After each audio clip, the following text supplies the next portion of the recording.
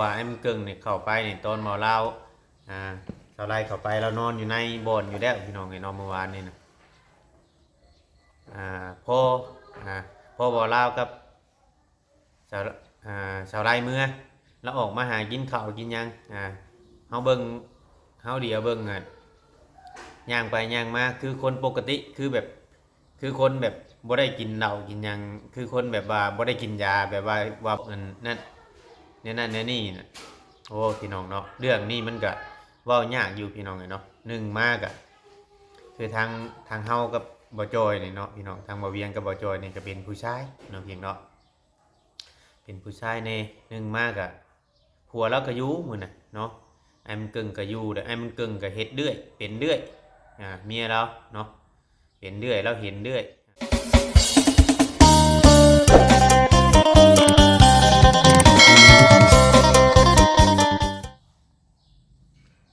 กับสบายดีเนาะพ่อแม่พี่น้อง FC สุขุสุคนพี่น้องเนาะทางฝั่งลาวฝั่งไทยหรือว่าทางต่างประเทศแม่ FC ที่เข้ามาเบิ่งมาชมเนาะคอยกดไลค์กดแชร์คอยให้กำลังใจพี่น้องเนาะเบิ่งคลิปเบิ่งโฆษณาทุกๆคลิปพี่น้องแต่ต้นจนจบพี่น้องเนาะที่เข้ามาเบิ่งมาชมเข้ามาติดตามพี่น้องเนาะเข้ามาให้กำลังใจหรือว่าเข้ามามินลาเนาะเพียงเนาะก็คือว่าโดนอีกแล้วพี่น้องเนาะโดนอีกแล้วเมื่อวานนี่พี่น้องเนาะโดนคอมเมนต์โดนทัวลงถล่มยับพี่น้องเนาะคือว่านักหน่วงพอสมควรในเขตคลิปเมื่อวานนี้เนาะเพียงเนาะที่เวียงได้ถ่ายลงไปที่ถ่ายลงโดยมีอาการชักนั่นแหละพี่น้องเนาะแล้วก็สิมาเว้าและสิมาอธิบายให้พี่ฟังจากเด็กจังหน่อยพี่น้องเนาะจังใดก็ถ้าบ่ถึกบ่ต้องหรือว่าถ้าบ่ม่วนนวลหูผู้ใดก็ต้องกับขอโทษขออภัย FC อีกทีนึงพี่น้องเนาะเพราะว่าเนาะเรื่องมันคืออยู่แบบนี้เนาะเมื่อวานนี้พี่น้องคือว่าทางนางโดยนี่เรามีอาการชักเนาะมีอาการกำเริบขึ้นมาอีกเนาะตอนนั้นมาเวียงกับยาทายแล้วแหละพี่น้องเนาะมาเวียงกับยาทายแล้วแหละบาดนี้ที่นี่มาจอยเราทายอยู่คนเดียวแล้วเราเลยเอิญมาเวียงเข้าไปมาเวียงเข้าไปมาเวียงไม่ได้ถือขากล้องไปแล้วก็มีแต่จับแล้วก็พอดีเราช็อกเนาะมาช็อกแล้วมาเวียงทายคลิปนำมาจอยเนี่ยถ่ายคลิปนำเราถ่ายคลิปเหมือนกันเนาะพี่เนาะแต่พอดีบ่เวียงเอิญเมียสร้างมาเนาะเพียงเนาะเอิญเมียสร้างเบิ่งในตอนที่น้องดอยซอกหันเอิญเมียสร้างมาเบิ่งบ่จอยก็เอาไปอุ้มเอานางไปอุ้มเอาน้องบุญมีเนาะเพียงเนาะทางบ่จอยเพิ่นก็ไปอุ้มเอาน้องบุญมีเข้ามาเพื่อว่าบ่อยากให้อยู่ใกล้แม่เนาะเพียงเนาะแล้วก็ทางบ่เวียงก็ถ่ายแล้วก็เอิญเมียสร้างมาก็แล้วก็ยืนอยู่ข้างล่างเนาะเราก็ยืนอยู่ข้างล่างเราก็บอกเข้ามาเราก็บอกเข้ามาเบิ่งเอาเพียงเนาะไอ้บุญเกิงที่แรกที่แรกบอจอยเอิญไอ้บุญเกิงออกมาแล้วก็บ่อยากเชื่อเราก็ยังบ่ออกมาแล้วนอนเพราะว่าไอ้บุญเกิงเนี่ยเข้าไปเนี่ยตอนเมาเหล้าเท่าไรเข้าไปแล้วนอนอยู่ในบ่อนอยู่แล้วพี่น้องนอนเมื่อวานนี่นะพ่อบ่เล่ากับสาวไรเมื่อแล้วออกมาหากินข้าวกินยังเฮาเบิ่งเฮาเดียวเบิ่งย่างไปย่างมาคือคนปกติคือแบบคือคนแบบบ่ได้กินเหล้ากินยังคือคนแบบว่าบ่ได้กินยาแบบว่าเมื่อยว่าหยังนะพี่น้องเนาะ แต่ก็เราเข้าไปอีกบัดนี้เราเข้าไปบ่อนอีกบัดทีนี้เนาะพี่น้องประเด็นมันเกิดคือว่า FC เนาะเพียงเนาะ FC ก็เพิ่นก็อาจสิบ่เข้าใจแน่เนาะเพียงเนาะเพิ่นว่าพากันยืนเบิ่งพากันหัวเราะเนาะเพียงเนาะคือบ่ช่วยแล้วคือบ่บีบคือบ่คั่นคือบ่เอามือบีบท้องน้อยท้องหยังแล้วก็ดีดมีหยังลงจังซี่จังซั่นนะพี่น้องคือบ่บอกนั่นเนี่ยนี่น่ะโอ้พี่น้องเนาะเรื่องนี้มันก็เว้ายากอยู่พี่น้องเนาะ หนึ่งมากอะคือทางเฮากับบ่จอยนี่เนาะพี่น้องทางบ่เวียงกับบ่จอยนี่ก็เป็นผู้ชายเนาะพี่น้องเป็นผู้ชายในหนึ่งมากอะผัวเราก็อยู่มื้อน่ะเนาะไอ้มันกึ่งก็อยู่เด้อไอ้มันกึ่งก็เฮ็ดเรื่อยเป็นเรื่อยเมียเราเนาะเป็นเรื่อยเราเห็นเรื่อยเขาบอกเอาแล้วนอนลงตะแคงไอ้มันกึ่งก็ยังบ่เฮ็ดตามเลยพี่น้องเมื่อวานให้บอกว่านอนตะแคงมันยังแล้วก็ยังบ่เฮ็ดไอ้มันกึ่งนอนตะแคงมันยังแล้วยังบ่เฮ็ดพี่น้องเนาะตอนแรกนะเราเฮงบอกว่าปะมันปล่อยมันนอนรถมันว่าง่ายๆว่าความคิดของเราน่ะแล้วถ้าว่าเขาเจ้าจะเอาดีกแต่น้ำเท่านั้นเนาะ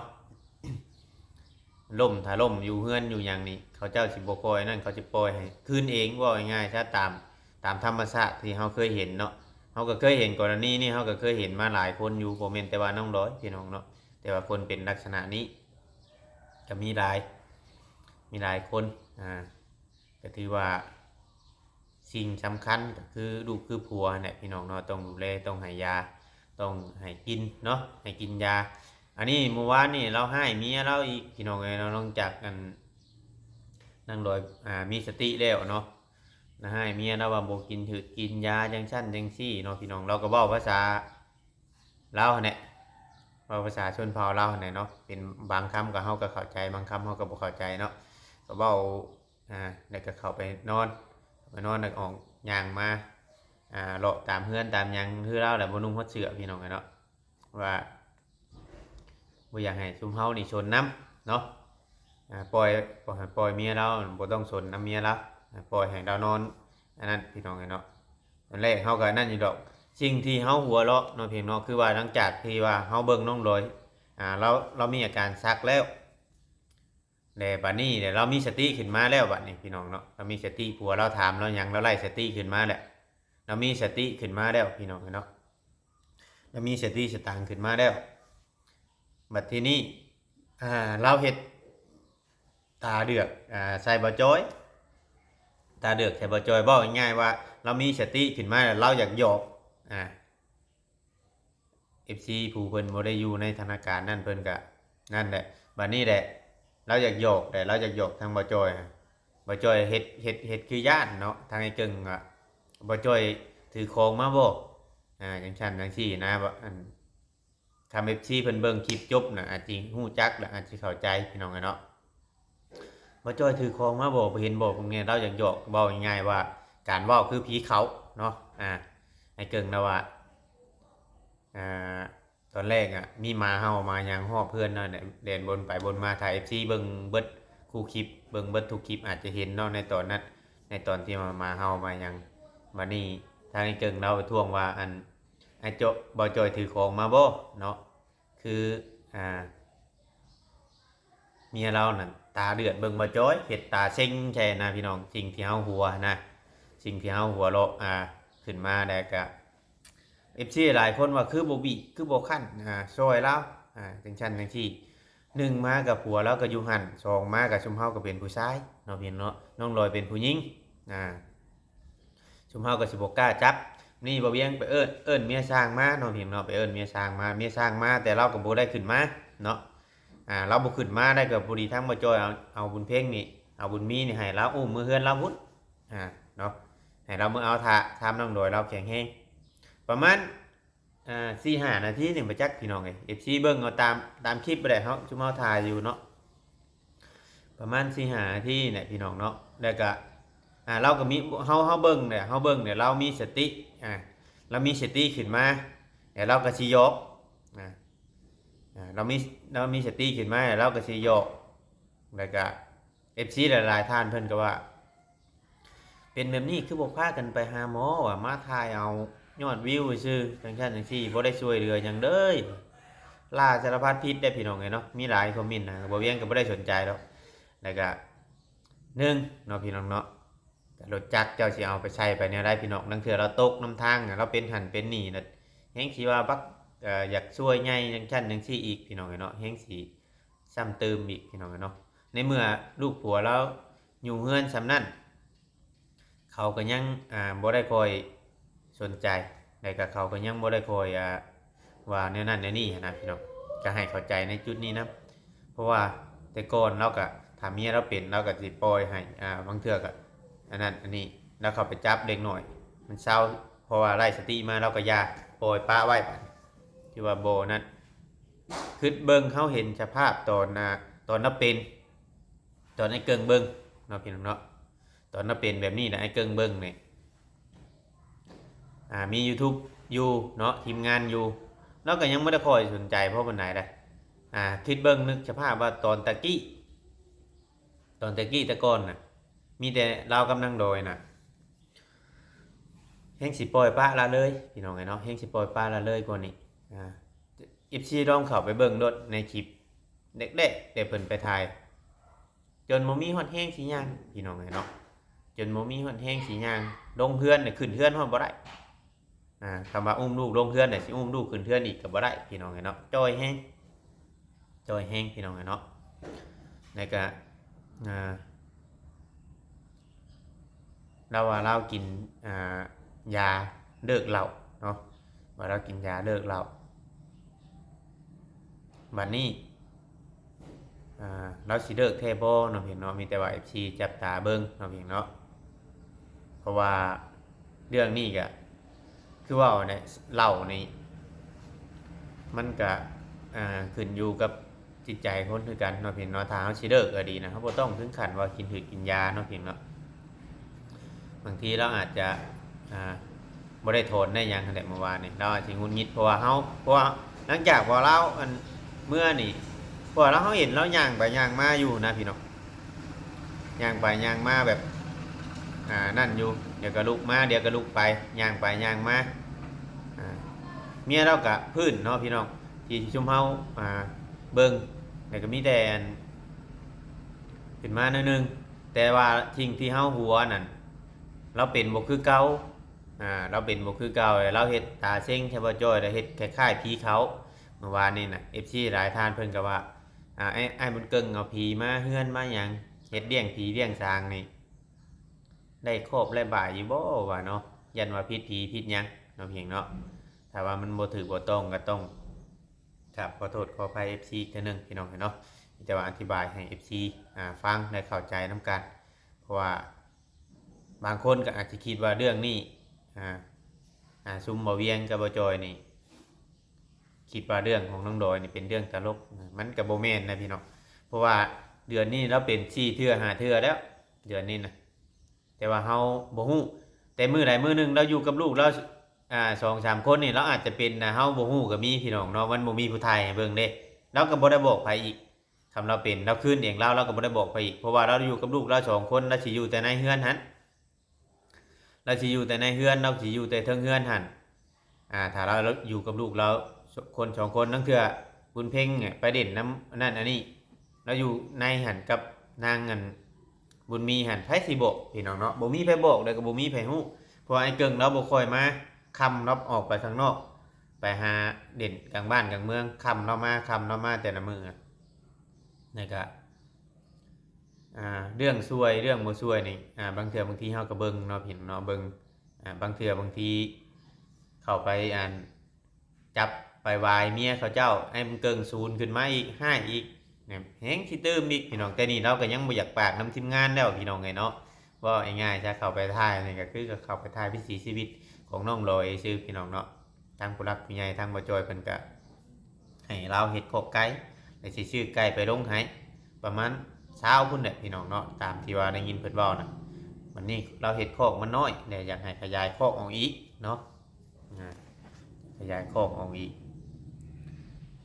บางเทื่อนี่ FC หลายๆท่านเพิ่นก็เว้าอยู่พี่น้องเนาะขอบใจทุกคำแนะนำเลยก็หลายท่านเพิ่นก็ว่าให้เอานอนตะแคงถ้าเจอสถานการณ์นี้เนาะพี่เนาะให้เอานอนตะแคงหลายท่านเพิ่นก็ว่าให้บีบมือบีบตีนเนาะพี่เนาะโอ้ยเนาะพี่เนาะไอ้มันเกิงเนี่ยผมว่านี่เฮาก็เห็นอยู่เราหักตีนหักมือเนาะแล้วก็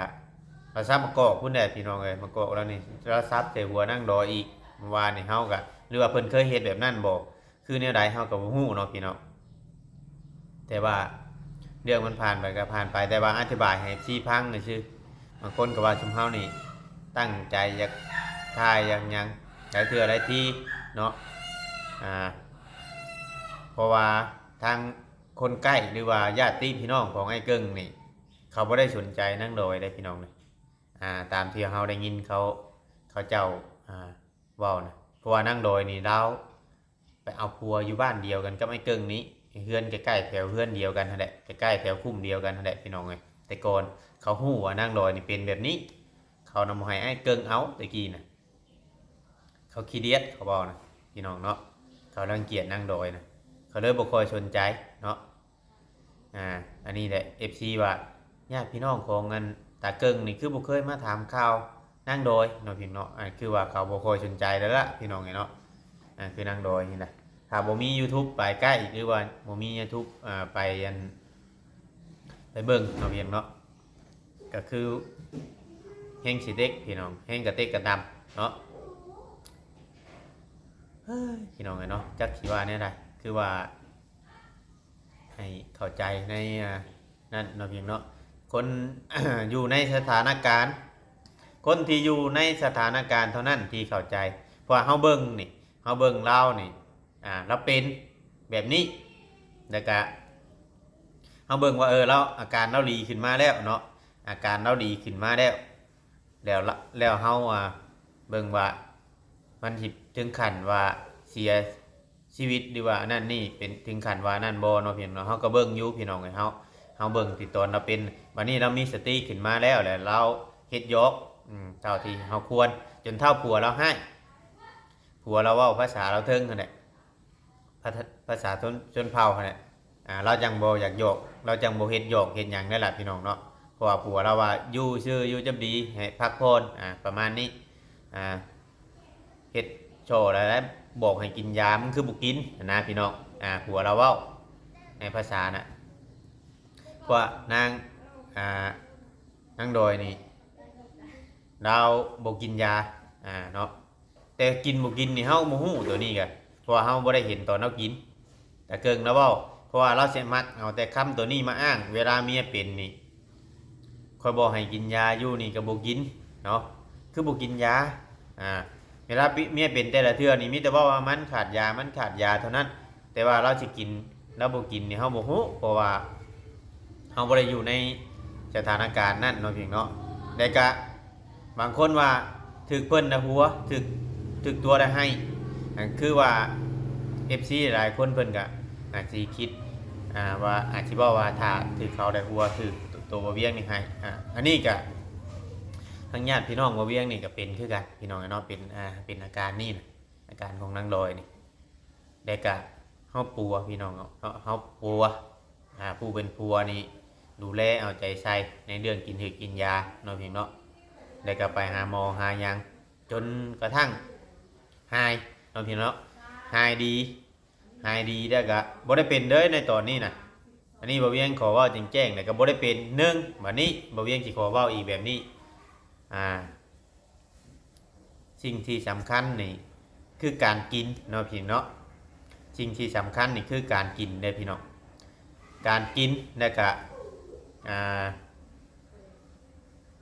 สองเนาะชิ้นหมูนี่ก็บ่ได้กินอันนี้บ่เวียงสิขอเว้าถึงที่ว่าแพทย์หมอเพิ่นว่ากินได้จังซั่นจังซี่นี่แต่ว่า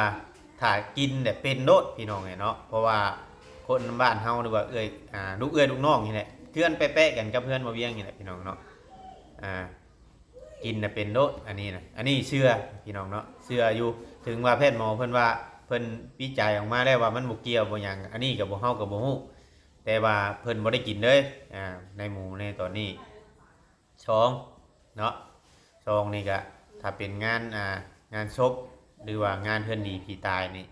ห้ามเข้าไปใกล้เลยพี่น้องถึงจะเป็นญาติพี่น้องหรือถึงจะเป็นพ่อเป็นแม่นี่คือว่าตัดออกเลยเข้าใกล้บ่ได้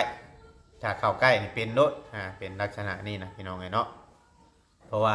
หลายคนบ่เห็นหรือว่าบ่เชื่อในสิ่งที่เห็นแต่บ่เห็นในสิ่งที่อันนี้ก็ตาเห็นเนาะ10ปากเว้าบ่เท่าตาเห็นคือเพิ่นเว้าหั่นแหละพี่น้องเนาะต้องให้เห็นแต่ก็ต้องให้เชื่อในสิ่งที่เห็นถ้าบ่เห็นแต่ถ้าบ่แม่นเรื่องจริงนี่ก็เฮาก็เว้าบ่ได้พี่น้องเนาะเพราะว่า เอื้อยลูกเอื้อยลูกน้องกับบ่เวียงนี่เรือนข้างๆลูกป้านี่เพิ่นเป็นอยู่แล้วกับผัวเพิ่นเบิ่งแนะนำเนาะพี่เนาะดังนึงมากกับเขา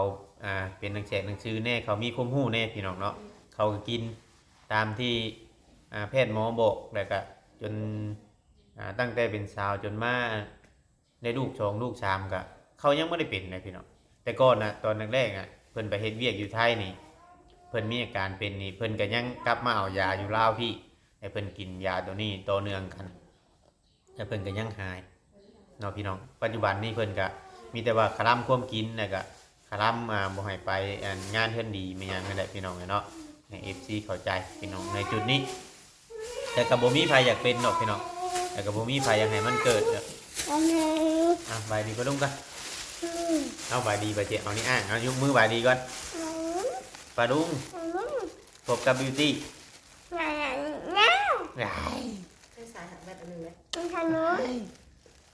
กินขนมบ่ลุงมาแต่ใช้มาแต่จวดด่านนัดสิหรอกมาแต่ด่านนัดบอกก่อนไปชื่อยังด่านนัดชื่อขนมเราเอาได้กินเลยมาใช่แหละมาหลายนัดบ่ร้อยเลยมาแต่ใช้มาหลายนัดบ่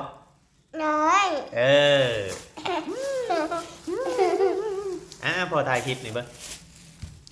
น้อยเพียงน้องเนาะมีแต่ว่าให้ชี้เข้าใจเนาะเหตุผลที่ว่าเฮาบ่ได้จับได้บายคือว่าเฮาบ่ได้บีบนั่งลอยช่วยทางนั่นก็คือว่าผัวเราอยู่ปล่อยให้ผัวเราดูแลแต่ก็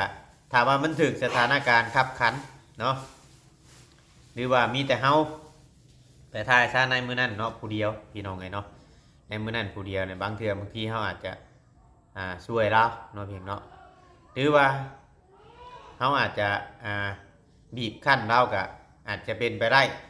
แต่ว่าถ้าว่าเราอยู่ผู้เดียวเราอันนี้มันมีผัวเราอยู่พี่น้องไงเนาะแล้วก็เขาก็แนะนำหลายอย่างอยู่แต่ว่าเราบ่เฮ็ดตาม